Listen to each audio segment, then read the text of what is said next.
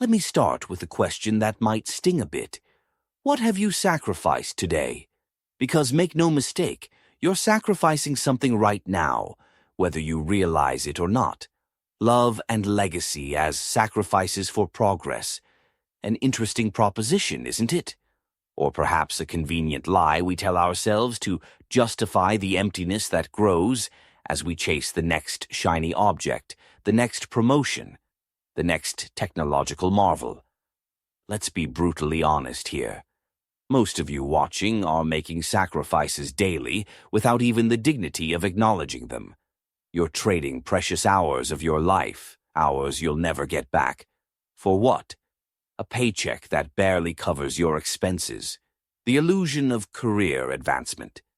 The dopamine hit from social media validation. How many bedtime stories have you missed telling your children because you were grinding? How many anniversaries celebrated with a hasty text message because you were building something important? How many family members have you watched age through the lens of FaceTime rather than sitting across from them at dinner? The delusion of having it all. Society sells us this comforting fantasy that we can have it all, the successful career, the picture-perfect family, the legacy that outlasts us, and the cutting-edge lifestyle. What a convenient goddamn lie. The truth. Progress demands payment, and that currency is often the very things that make us human.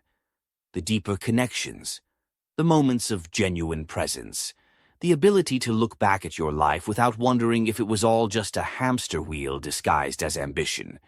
Here's where it gets interesting, and I'm not going to sugarcoat this for you because, frankly, you've been coddled enough. What if the sacrifice isn't just something that happens alongside progress? What if sacrifice is the very engine of progress itself? Think about it. The Industrial Revolution did not just happen. It was built on the backs of workers who sacrificed their health, their family time, sometimes their very lives. The digital revolution that gives you your precious smartphones, built by people missing birthdays, divorcing spouses, neglecting children, all in the name of changing the world. Are you uncomfortable yet? Good. Discomfort is where growth happens, and I'm not here to make you comfortable. I'm here to make you think. The mathematics of modern sacrifice. Let me break down this equation for you in terms even a child could understand. Progress. Time plus energy plus focus. And guess what? You have a finite amount of each.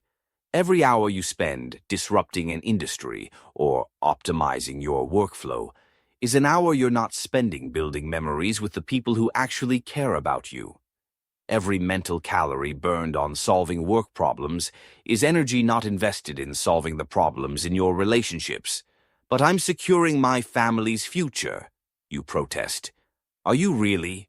Or are you just addicted to the chase, to the validation, to the feeling of importance that comes with being productive? Have you ever stopped to ask your partner or your children if they'd prefer your presence now or your provision later? Have you ever considered that your absence might be creating wounds that no amount of financial security can heal? When was the last time you weren't thinking about work during sex? When was the last time you spent a weekend completely unplugged, solely focused on the people you claim to be working so hard for? This isn't just philosophical masturbation.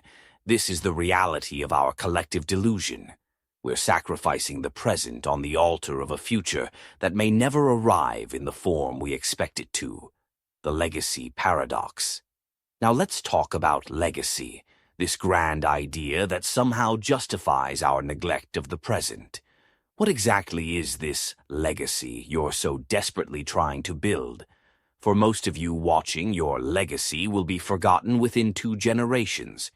Your grandchildren might remember you. Your great-grandchildren? Probably not. Unless you're creating something truly extraordinary, and let's be honest, statistically speaking, you're probably not. Your greatest legacy will be the direct impact you have on the people closest to you, the values you instill, the memories you create. the love you share. But here's the sick irony. In pursuing a legacy that outlasts you, you're often destroying the very legacy that would have mattered most, the imprint you leave on the hearts of those who actually knew you. How many deathbed confessions have you heard about someone wishing they'd spent more time at the office? Zero. It's always about connection, about presence, about love. Yet here you are, sacrificing those very things for what exactly? The progress trap. Progress itself isn't inherently bad. The problem is our relationship with it. We've become a society obsessed with forward momentum at all costs. Faster internet, smarter devices, more efficient workflows, more productive hours. We measure our worth not by the depth of our connections, but by the metrics of our output. And what's the result? Depression rates skyrocketing. Anxiety disorders becoming the norm rather than the exception. Loneliness reaching epidemic proportions. Children who know how to operate an iPad before they know how to hold a conversation. Is this progress? Or have we fallen into what anthropologists call a progress trap? A situation where solving one problem creates several new ones, often worse than the original. Think about it. We invented smartphones to connect us, and now we're more disconnected than ever. We created social media to bring us together, and now we feel more isolated. We built convenience into every aspect of our lives, and somehow we're more stressed and time-starved than any generation before us.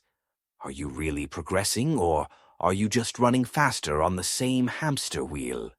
The brutal truth about love. Now let's get to the part that might hurt the most. Love. Love requires presence. It requires attention. It requires the very things that progress demands you redirect elsewhere. Have you noticed how many relationships around you are falling apart?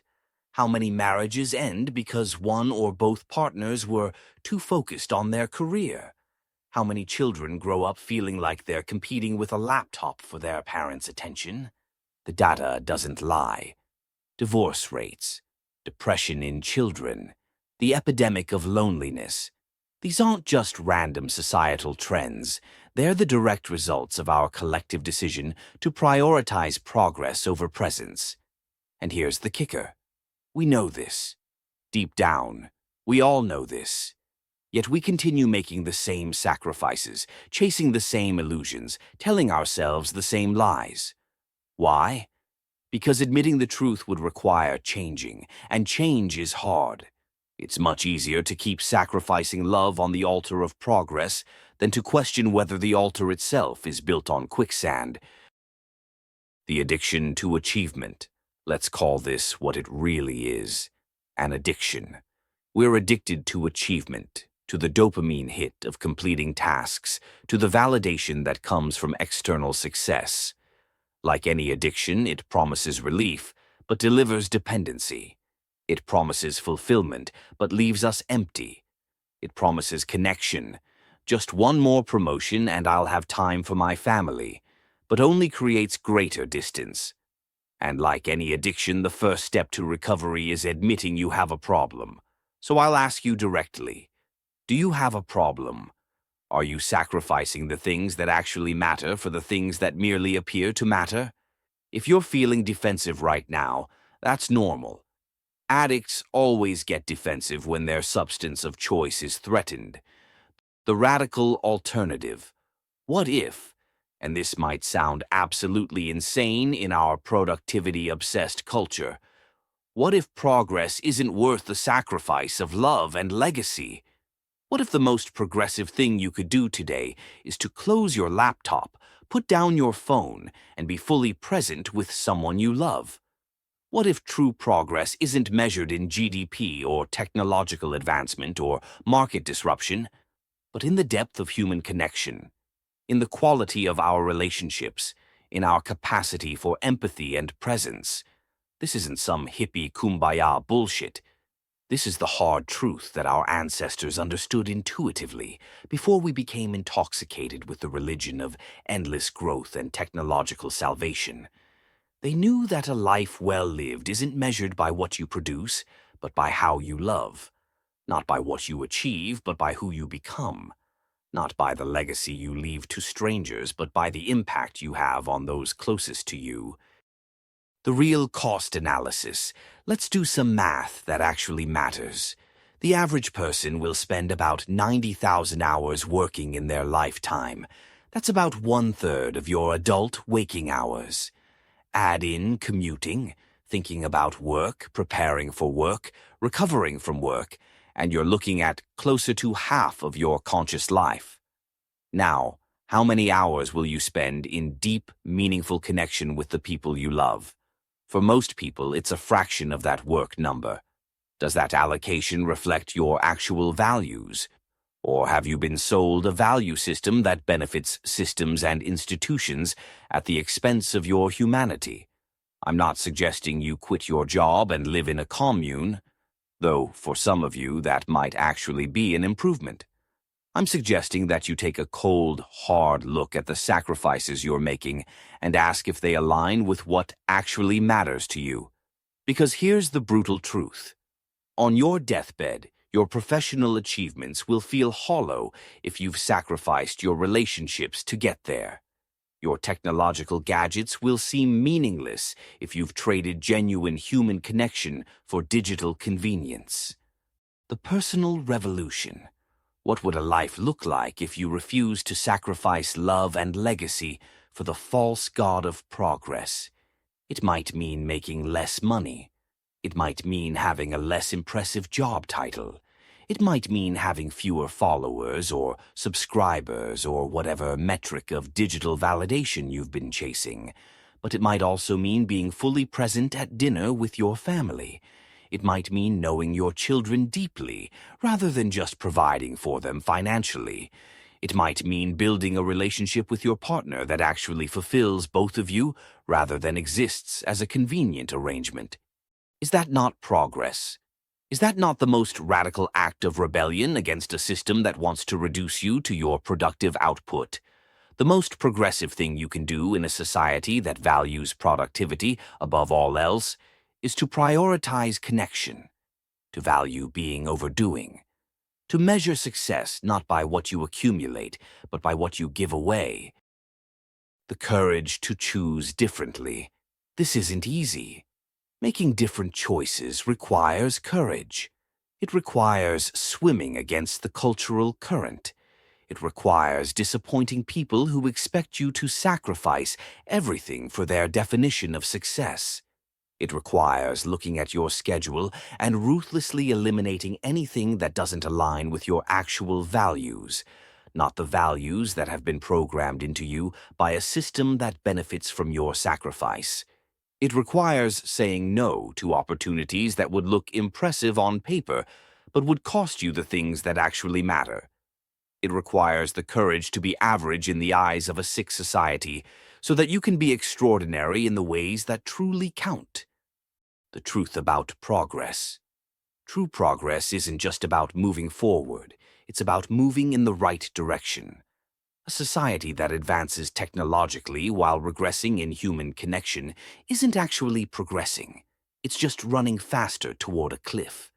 Individual progress that comes at the expense of your capacity to love and be loved isn't progress.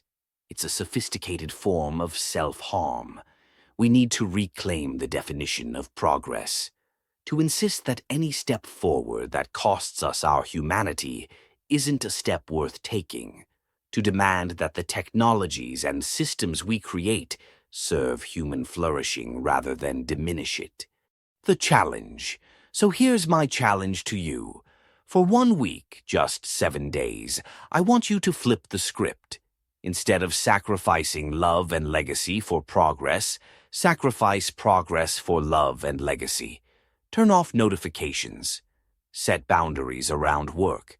Be radically present with the people you care about. Ask them deep questions and really listen to their answers. Create memories instead of checking tasks off a list. At the end of that week, ask yourself honestly, did my life improve or deteriorate? Did I feel more fulfilled or less? Did I move backward, or did I actually make the kind of progress that matters most? I suspect you'll find that what you've been calling progress isn't actually taking you where you want to go, that the sacrifices you've been making haven't been worth the cost. And maybe, just maybe, you'll find the courage to define progress differently from now on. The choice is yours. The system is designed to extract maximum productivity from you at the expense of your humanity. It's not a conspiracy. It's just the natural logic of our economic and social structures. But you don't have to be a willing participant in your own dehumanization. You can choose differently. You can refuse to sacrifice love on the altar of achievement. You can insist on building a legacy of presence rather than production. You can define progress in human terms rather than technological or economic ones. The choice is yours. But know this, whatever you choose, you are making sacrifices. The question isn't whether you'll sacrifice, it's what you'll sacrifice and for what purpose.